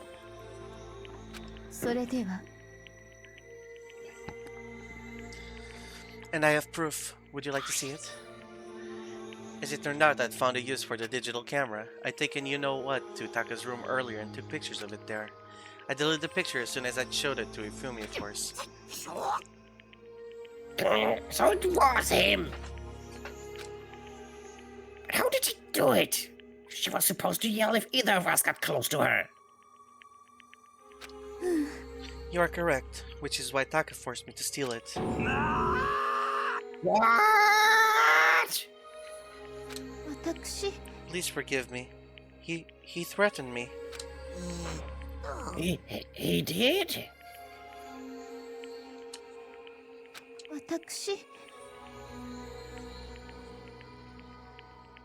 He came to my room last night unannounced, and then it's hard even for me to say. He abused me. What? That's obviously lie. And he took pictures. He said if I did not do as he asked, he would show them to everyone. So I had no choice. That's a crime! An absolute crime!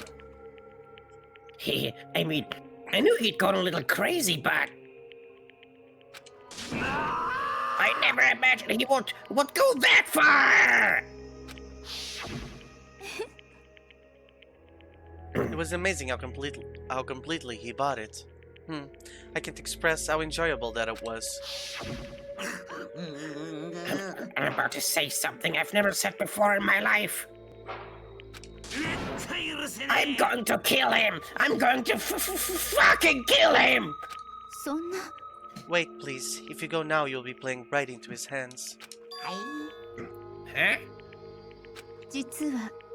Taka is planning to use her to escape, and he has made you his target. Escape? You don't mean... Taka is going to try to kill you. What? And also he can keep her to himself. That bastard! Bastard! Can we allow him to continue with his barbaric acts?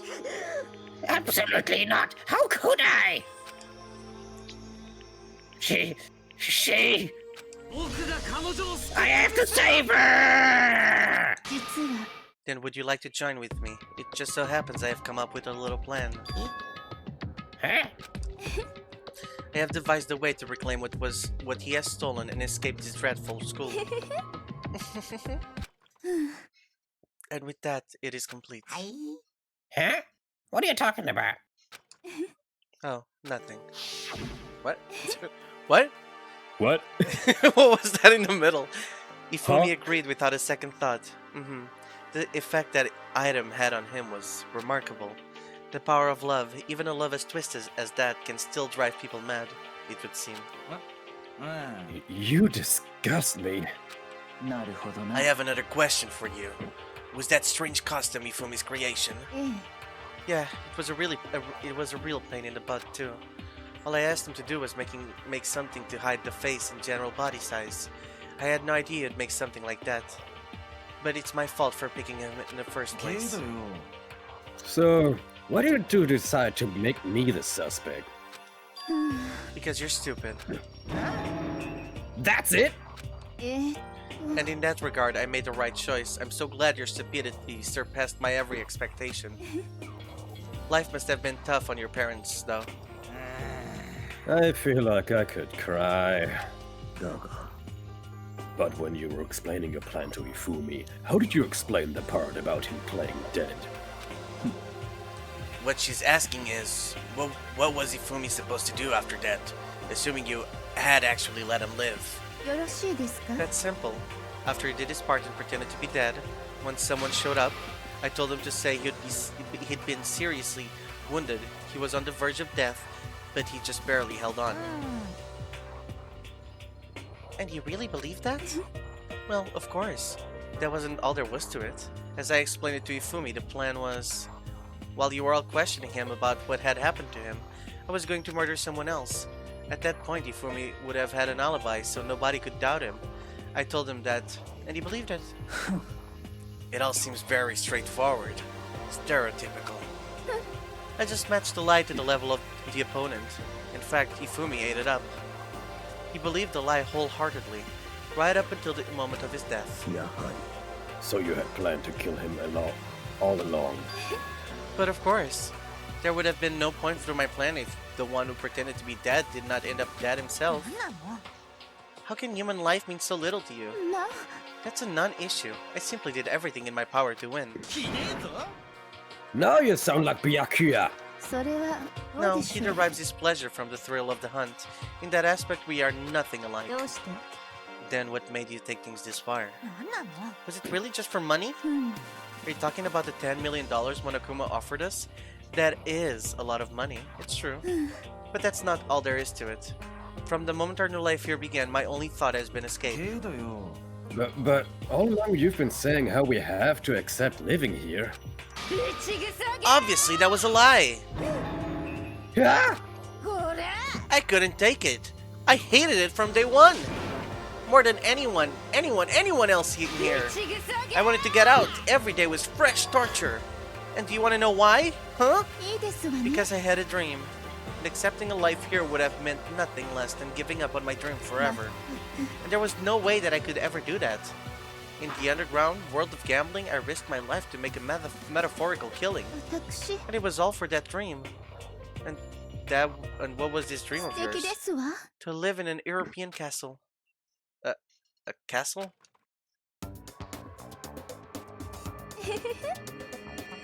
And to gather handsome men from all over the world to serve as my butlers/bodyguards.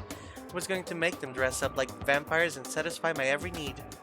Once I obtained that, I would have created a perfectly aesthetic world of decadence. Living the rest of my life, there was my only dream, my only goal. That's what life is all about. Pervert! Yep. Combined with my own winnings, Monokuma's $10 million would have made that dream a reality. I got right to the edge, but unfortunately my dream has been scattered to the wind. Still, the 10 million would have not been enough. I don't have... No, she had more money on her own too. Because she's a gambler. Still, I don't have any regrets. I pursued my dream till the very end, so why would I? You sound so passionate, but you were really able to kill your own friends for it? Are you asking me to feel guilty? That's a pointless endeavor. I think nothing of sacrificing others for my own ends. I feel nothing. That's all there is to me. That's what makes me complete. Isn't it terrifying how different our values are? There's simply no room for understanding. That's what we should be saying. And plus, how can you be so calm? Do you realize you're about to die? Why aren't you scared? My ability to lie is unrivaled, and I take pride in that. It's not just other people. I can even fool my own emotions. The conscious deceives the unconscious. And that's why you're not scared? That's right. I don't fear death. Kill me however you like. But you know, if I could be reincarnated, if I had a choice then, I think I would like to come back as Marie Antoinette. You just get executed again.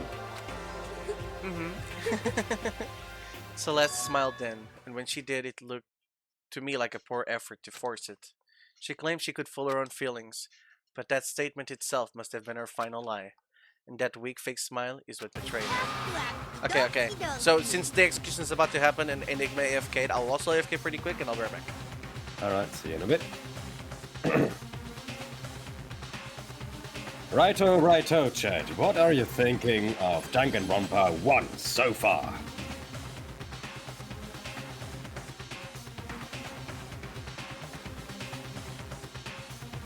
Plus the voice acting.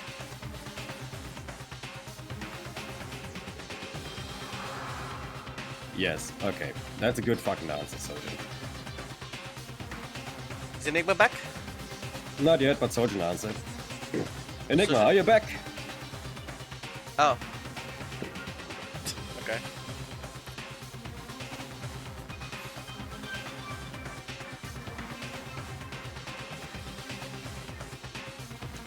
Stupid moron. So, what do you think of this chapter, Len? I like it. I mean, Danganronpa has more plot twists than I expected, honestly. Yeah, if you think about it, it's a little obvious, but it's not. It is somewhat obvious if you but like it's still look fun at to how go through. people suddenly change their acting. But then again, some people might just think, maybe it was just a 2-bit rate author that cannot keep character consistency. Yeah. Because that certainly does tend to happen in many games, even back then and especially these days. Looking at UEA. Anyway. Look, Enigma's back. We can play the execution clip. You're all done? Okay, then let's get rolling. The black and disturb the peace. And must pay the price. Now then, I prepared a very special punishment for her. The ultimate gambler. Let's give it everything we've got. It's punishment time! Let me turn off the UI for this.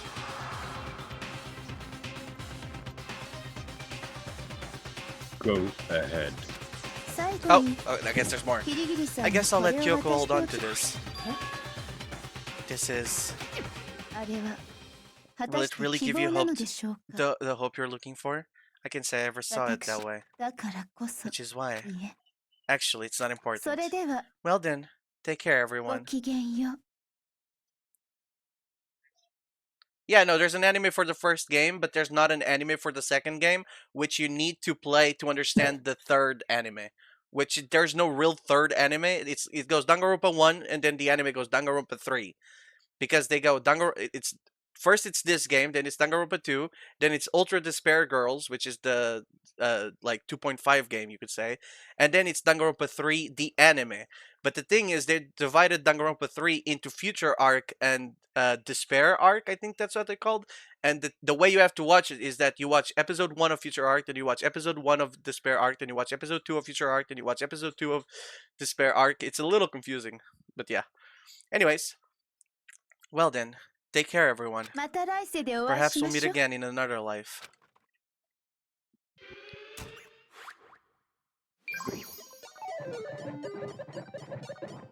Game over. Celeste has been found guilty. Time for the punishment! Bye, Aventurine. Goodbye, Tearo. Made it to her castle. Yeah, but that's a stake.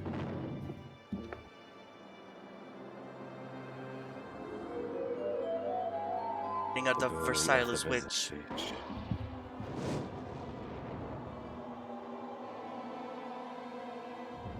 Nice of them to censor her panties.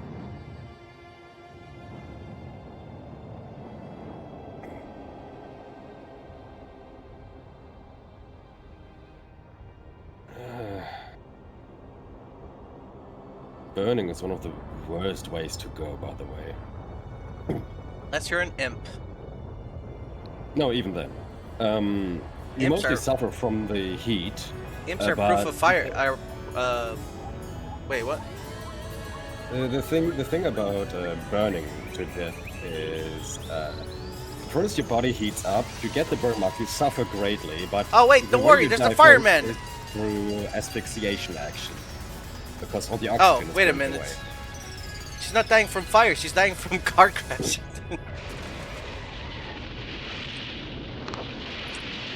Well, that's a little bit less suffering then, I guess.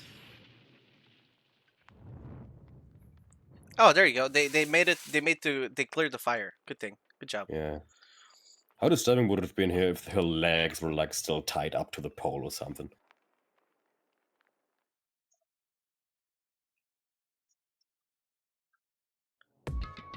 It's over. Well, then I guess technically this was less cruel than the other executions, and not gonna lie. The third execution that was a way quicker death. Celeste's death is over. Celeste killed my friends, so I can pity her, but I also can't deny that at one point I considered her a friend too. And for him to just come along and... Isn't it just awful? We didn't get Celeste butter. No, but we got grilled Celeste that we can spread the butter on. Someone couldn't cut free of their regrets from the outside world and so more people had to die. You guys are still young. You need to place more value on your lives. Jeez, and here I thought you guys were gonna pass the torch of hope to the next generation. What do you care about hope? I'll throw it in the trash and just let me out of here.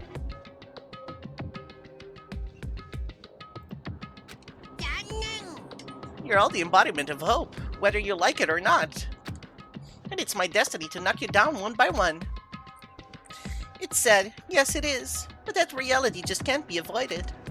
Don't talk like you're not responsible. How long are you gonna make us keep going through this? What do you want from us? God, I'm so sick of people asking me that. Give it a rest already.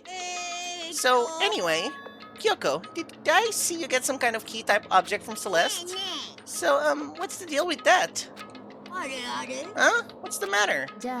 I'll answer your question if you answer mine. What did you do? What did you do to me? What? Answer me. What did you do to my body? Whoa! Oh man! Oh jeez! Oh man! Oh jeez! What do you mean, what did I do? I have no idea. I don't know anything about it. What was that just now? The mastermind did something to Kyoko's body? What does that mean? Okay, things are getting kinda awkward. I think it's about time I got out of here. Meanwhile, you guys can go on enjoying your school life. If you get lonely, give me a shout. Not that I'll do anything about it, of course. Woohoo! See you later! He didn't say later, but whatever. Monokuma disappeared, leaving us all depressed and in despair. Although it wasn't all despair, there was one small hope. Hey, Kyoko, Monokuma already mentioned it, but what's that key that Celeste gave? What's that key that Celeste gave you?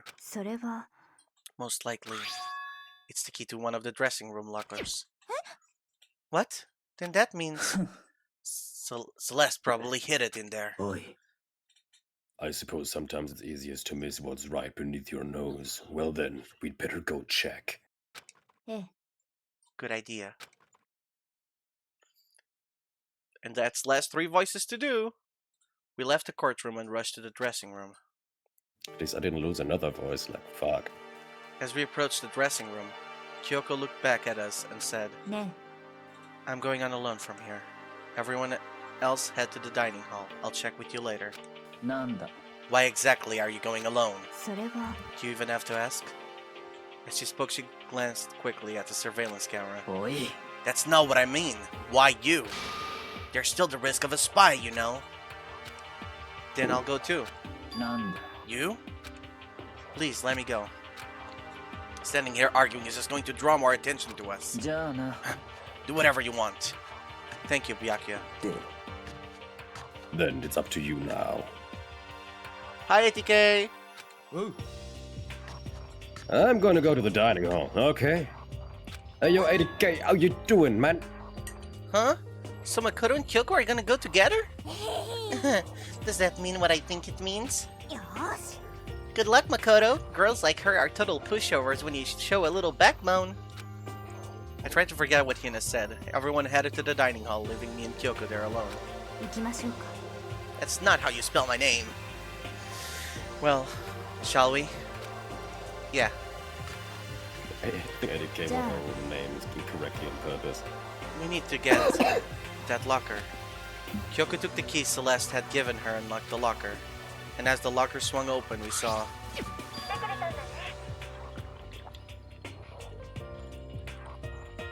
Your voice has returned, reckon. Good morning. It's been a while, hasn't it? It's safe, thank goodness. I'd never heard Kyoko sound so relieved. It was like she was speaking from the bottom of her heart. I did just what Celeste asked. I didn't say a word. I stayed quiet this entire time. Oh, and I think I might be able to open the last set of files soon. Maybe as early as tomorrow. I'm doing my best, so please wait just a little longer. So now we can officially say the case is closed. As far as this incident is concerned, sure, but can we take a second since we have this opportunity? I want you to be honest with me. Kyoko, please tell me, what are you trying to do all on your own here at the school? Is that why you wanted to come here with me? Regardless, that's not something you need to know right now. I don't need to know?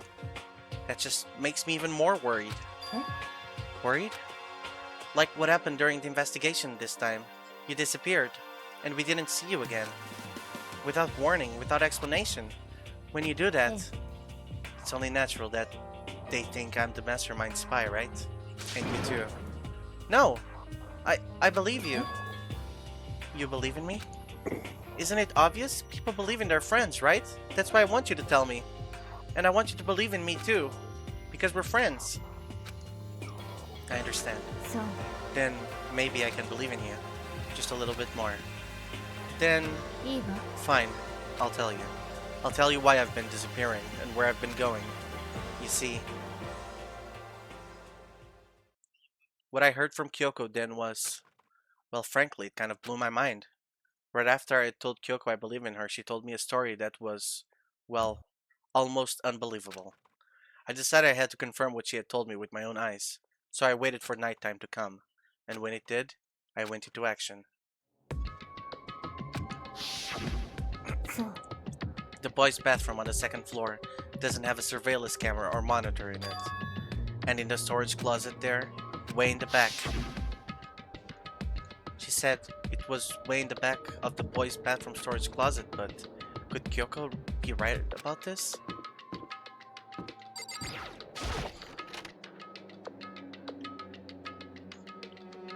Remember, like, when we unlocked this floor, he was like, oh, I have no reason to open this right now.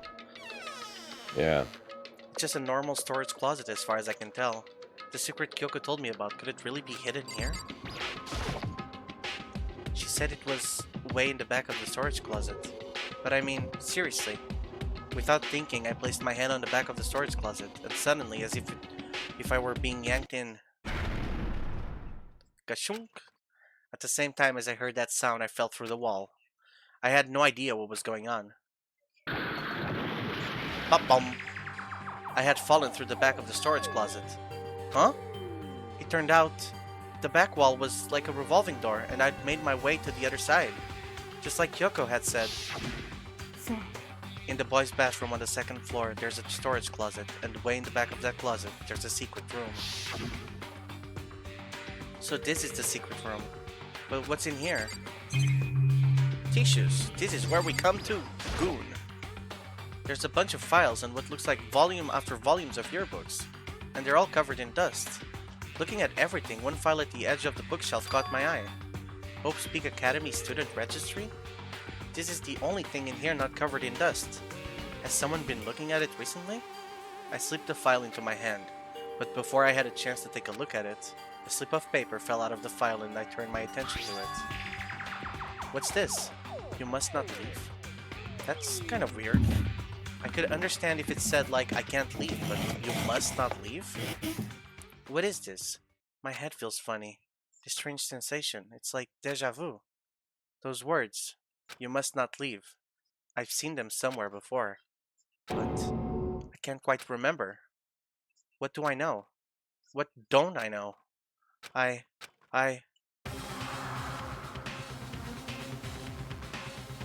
Swat! A strange sound rang out through my head. It felt like it was shaking my brain back and forth. And then, darkness. I don't understand what's happening. I don't know what started it. It's all over. And with that, I opened my eyes. I didn't know how long it had been. Ow! Apparently something hit me, and I lost consciousness. That's all I understood. The dull throbbing pain in my head proved that much at least. An empty bookshelf. Huh? Empty? Gone. It's all gone. The yearbooks, the student registry, and even the note that had fallen on the floor. It's all gone? What does this mean? But my brain refused to do any more work. The insistent pain in my head began to spread across the rest of my body. For now, I should go back to my room, get some rest. My body was heavy with pain, my mind heavy with thought. I dragged myself back towards my room. Somehow I made it back to the first floor of the school. The farther I walked, the more I felt. Things are getting blurry. Can't see in front of me. I couldn't stop myself from collapsing right there. And after that... Huh? As if from a vast distance I heard a sound. It was faint but undeniable. That sound... It's coming from the gym? As I desperately hauled my shaky frame towards the gym, the sound got stronger and stronger. What's going on? It can't be nothing. Here in the gym?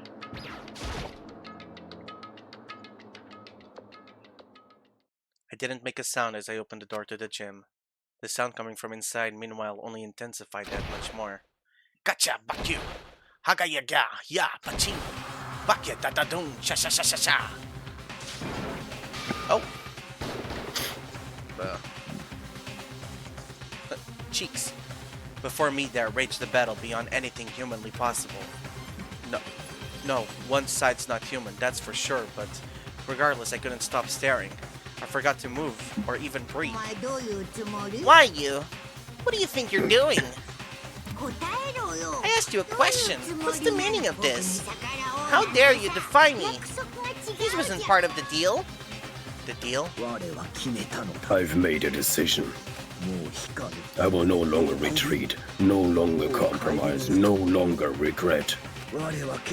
I've made my decision. I'm going to resist you. Okay. But you do realize what will happen if you go through with this, right? You haven't forgotten, have you? What I'm holding hostage. What am I looking at? What am I hearing? A hostage? Then could it be? The mastermind spy is... Chapter 3, A Next Generation Legend, Stand Tall, Galactic Hero. The end. Surviving Students. 7. To be continued. Womp womp. Womp womp. Got the Super Robo Justice present. Alright. So, do you want to keep going? I want to keep going, I don't mind. Oh, you're that into it? Yes, I am.